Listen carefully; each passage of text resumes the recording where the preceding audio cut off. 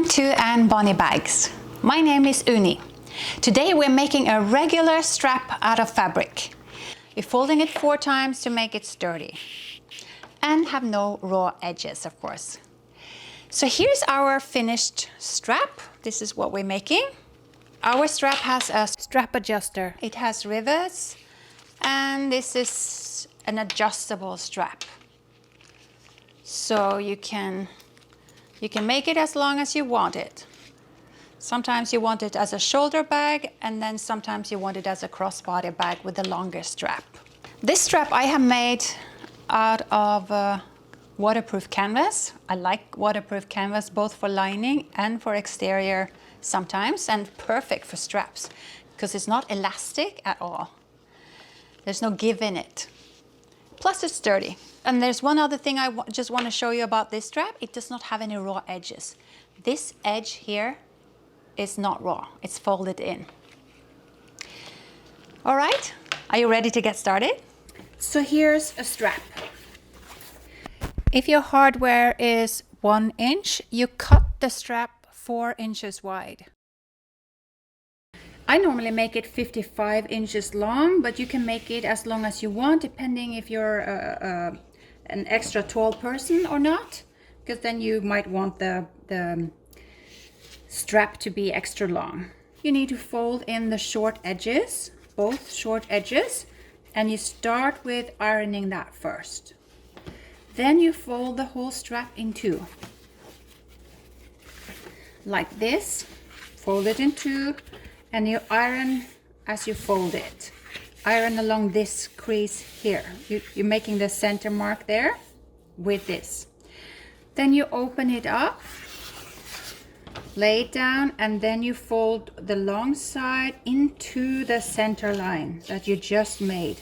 You iron that in place. Normally you won't even need to put clips on because the fabric will stay put. So you do that along the whole side. Then you do the same on the other side. Fold it towards the center. It's better to leave a little gap here of 1/8 inch because then it's not that thick right in the crease, and the crease will get a little sharper. So now you have ironed both sides. First this is in, then that is in, and then you have ironed this in. Then you fold it in 2. And let's see, you finagle a little in the end to make it pretty, because what you really want is for the ends to be exactly on top of each other, the sides. Exactly on top of each other when you sew it. So here I have to straighten this out a little bit.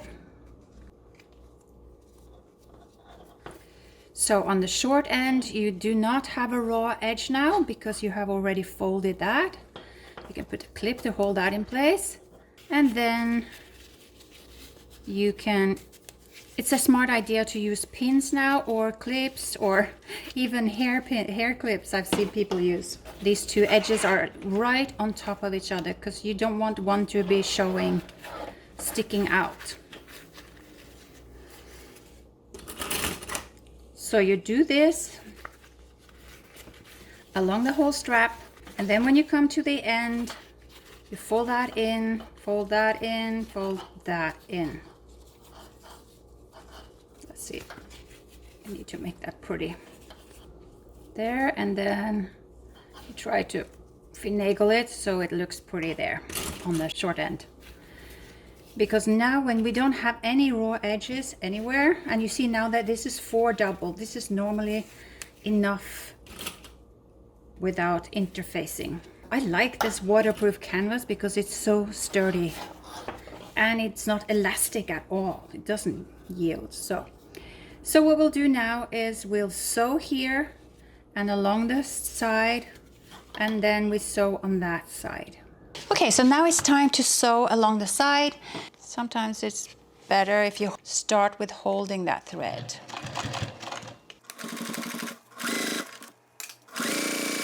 Now I'm trying to make sure that they are exactly on top of each other.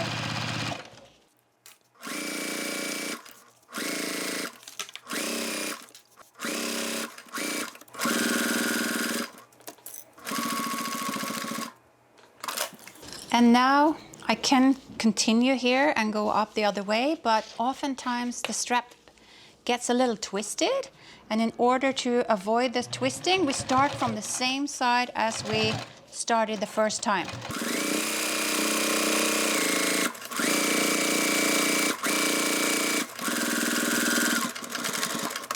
And now let's add the hardware. My strap is extra short, but the method is exactly the same if your strap is 55 inches or whatever length you like. So see here now, we have pretty nice edges here. These are 1-inch strap adjusters. So let's use this one first. You put it over there, over that little middle bar, and maybe 1 inch, 1.5 inch down. It's good. 1.5 inch. It depends a little. I like to put a rivet here because sometimes that's all you can do because it's so thick. But I think that, as you see, this is pretty thick, but I still think we can sew it. So that's what we're going to do. And then, so let me just put a clip there so we know. Let's go and sew that. We can fasten that strap adjuster, but I'll be a little careful because, and sometimes you need a thicker needle to work with thicker fabrics. Sometimes you can hand crank too if it's a little too thick. You can hear that the machine does not quite like it. And oftentimes I find that it's easier to break the needle if you go backwards. So I like to just go forwards. And then turn. So 3 times should be enough for me here, since I'm going to put a rivet in. And then we put it in here. We make sure that our little swivel clasp is hanging down there. Then we put this through, and then through the other side here. There. And then we can adjust it as much as we like that. And then that will be like this. And then we'll put the last swivel clasp on. Just put it in there and fold it back. And then we sew. But we make sure that we have room enough for a rivet. Do the same way here.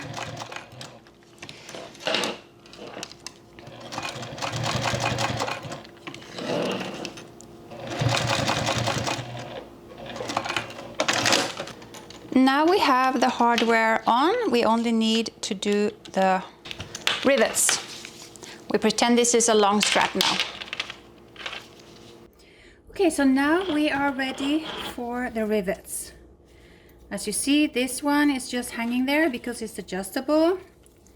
Here is a strap adjuster, and here is this other swivel hook.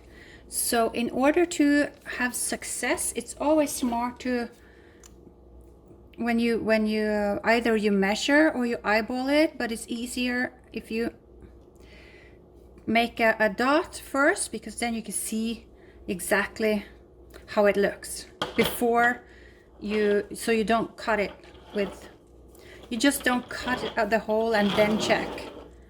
And I want a rivet there to just fasten the strap adjuster. I mean, it's not really necessary, but so what you do, you have to have a hole punch. You could buy that on Amazon, or you have to have a set where you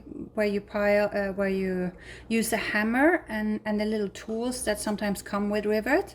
But that's so much harder and not complicated, but it's so much hassle. So I kind of just like to use a rivet press. And if you're interested at all in making bags in the future, you really would want a rivet press. So here are the rivets, and as you see, they are 9 millimeter. The stem is 9 millimeter, and you can buy these rivets. I buy them on Amazon from Springfield Leather Company, and I'm never disappointed in them. So I like to buy there. You can buy them from their website as well, or Amazon. Springfield Leather Company. So these are double cap rivets. So you see this one with the stem and this one with just a hole. So you clip these two together, stick the one with the neck in the hole like that, and it doesn't really matter which side you put in either, because they're beautiful on both sides. And now I could just press it in the rivet press. So I do the same on the other.